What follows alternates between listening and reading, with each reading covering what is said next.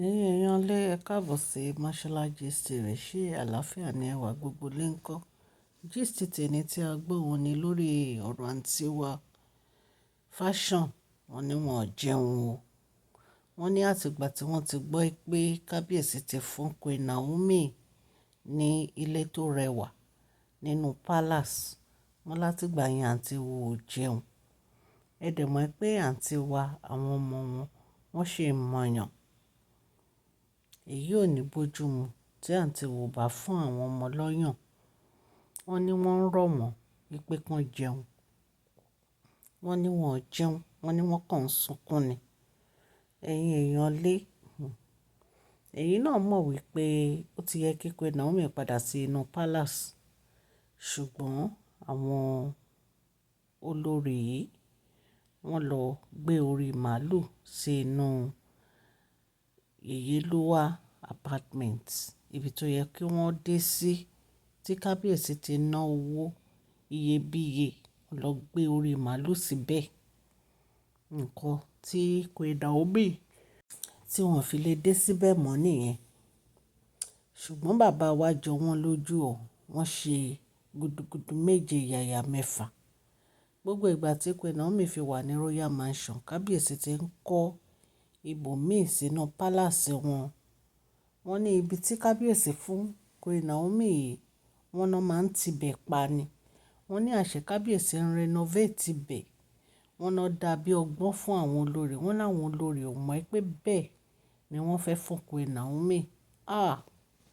Wọ́n ní kábíyèsí jọ wọ́n lójú. Wọ́n ní bí àwọn àǹtí wa yẹn ṣe gbọ́ báyìí, wọ́n náà fò dé palace ni. Wọ́n náà ní ṣé lóòótọ́ ni? Ẹ gbọ́ ṣé lóòótọ́ ni? Wọ́n láwọn èèyàn ní òótọ́ ni o. So right now, Queen Naomi ń wọlé, wọ́n ń jáde nínú palace bó ṣe wù wọ́n ni. Wọ́n lè má ṣe welcoming parade ní ìsìn, ṣùgbọ́n wọ́n á ṣe later.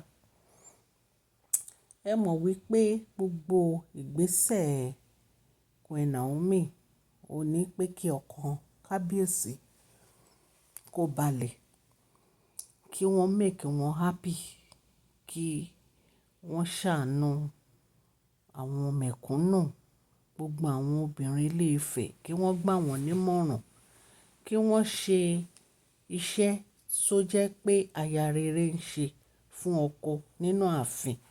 Nǹkan tí Queen Naomi bá wá sínú palace nìyẹn.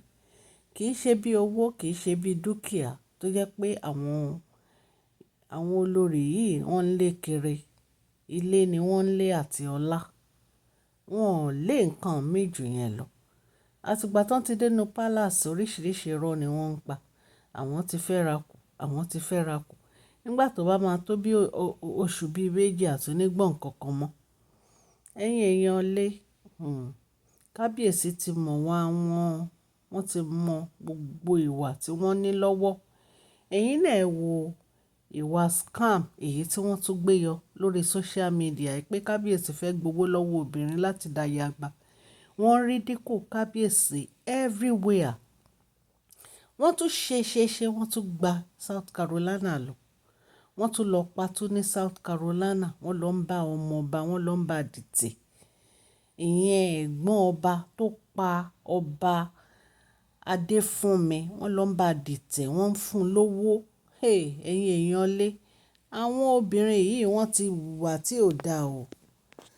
Lóòótọ́ àwọn kan náà pa ọba Adéfúnmi, ṣùgbọ́n àwọn ìwà tó ń wù níbẹ̀, ìwà tí ò bójú mu, tí ò yẹ ká bá lọ́wọ́ olórí ni. Ẹ̀yin èèyàn lé. Bí a ṣe gbọ́ wọ́n ní ọmọ ọba Adéfúnmi, wọ́n ní wọ́n wá sí inú palace. Wọ́n dẹ̀ ti ṣàlàyé gbogbo nǹkan tó ń ṣẹlẹ̀ fún bàbá wèrè ńlá. Bí àṣírí wọn ṣe tú nìyẹn. So ìgbà tí àǹtí wa fashion wá jẹun ní ìsìn, kí la fẹ́ ṣe sí i? Àǹtí wa fashion, ìmọ̀ràn tèmi, ó ní láti jẹun nítorí àwọn ọmọ yẹn ṣì kéré. Àwọn ọmọ ṣì kéré, ó dẹ̀ ṣe ń fáwọn ọmọ lọ́yàn. Yàtọ̀ sí ìyẹn, nǹkan tó bá máa ṣẹlẹ̀ á ṣẹlẹ̀, gbà ká mú fọ́lọ́run ọba. Ẹni tó fún ẹ nímọ̀ràn pé tipátipá kó bímọ fún kábíyèsí, bóyá kábíyèsí á nífẹ̀ẹ́ ju Queen Naomi lọ. Kábíyèsí ò lè nífẹ̀ẹ́ ju Queen Naomi lọ o, nítorí wípé ìfẹ́ àtọ̀run wá ní ìfẹ́ kábíyèsí àti Queen Naomi. Ẹ jẹ́ kí n kí ẹ̀yin ará ilé kí n tó tẹ̀síwájú. Mashola Gist TV ń kí yín. Mashola Gist TV ń kí yín.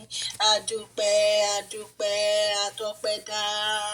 Mashola Gist TV ń kí yín. Mashola Gist TV ń kí yín o. Ó ní ẹ ṣé o lọ́wọ́ ọkùnrin, lọ́wọ́ obìnrin, lọ́wọ́ ọmọdé, lọ́wọ́ àgbà.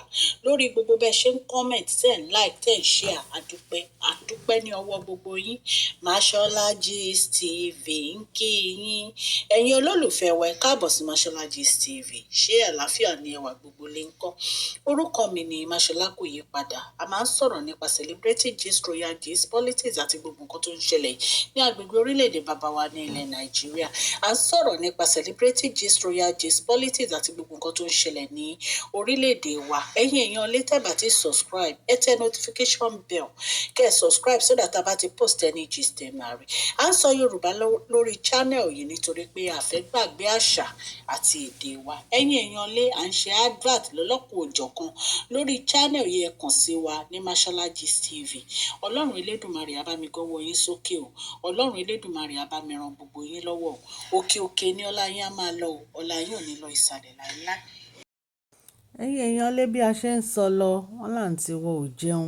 Wọ́n ní bí fún bí ọjọ́ mẹ́ta lénìí náà ti ń bẹ àǹtí wa nítorí ó gbọ́ pé kábíyèsí ti fún Queen Naomi ní ilé ńlá nínú palace, pé ibẹ̀ ni àwọn fẹ́ kán máa gbé pẹ̀lú ọmọ àwọn nítorí pé ibẹ̀ ó máa fi kábíyèsí lọ́kàn balẹ̀. Ẹ mọ̀ pé kò easy kéèyàn máa lọ láti Ifẹ̀ every time kó máa lọ sí Èkó, kì í ṣe nǹkan tó easy. Àti bí kán máa lọ láti Àkúrẹ́ kán máa lọ s'Èkó, kì í ṣe nǹkan tó easy. So kábíyèsí fẹ́ fi wọ́n lọ́kàn balẹ̀ náà fi fún wọn níbẹ̀ yẹn. So ẹ̀yin èèyàn, mo bá Queen Naomi yọ̀, mo dẹ̀ bá kábíyèsí yọ̀. Ṣùgbọ́n àǹtí wa fashion advice mi ni pé má máa jowú mọ́, owú jíjẹ ò dáa. Nǹkan kí nǹkan tí ọkọ ẹ bá ṣe fún ẹ jẹ́ kó tẹ́ ẹ lọ́rùn. Kí ló wà ńbẹ̀? Ó ti bímọ fún kábíyèsí, ó ti bímọ fún kábíyèsí nìyẹn. Kábíyèsí dẹ̀ ti ra ilé tiẹ̀ fún ẹ. Jókòó sílé tí kábíyèsí rà fún ẹ náà. Kábíyèsí ò dẹ̀ fowó jẹ níyà. Wọ́n fún ẹ lówó láti fi tọ́jú àwọn ọmọ tó bí. So kí wá ní wàhálà, kí ní ìdààmú, kí lẹjọ́?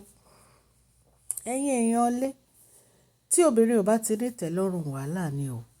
Ẹ jẹ́ kí àwa èèyàn àtàtà àti ọmọlúàbí kí a ní ìtẹ́lọ́rùn ní gbogbo nǹkan tá a bá ń ṣe láyé yìí, nítorí wípé ìtẹ́lọ́rùn ó ṣe pàtàkì, ó ṣe kókó.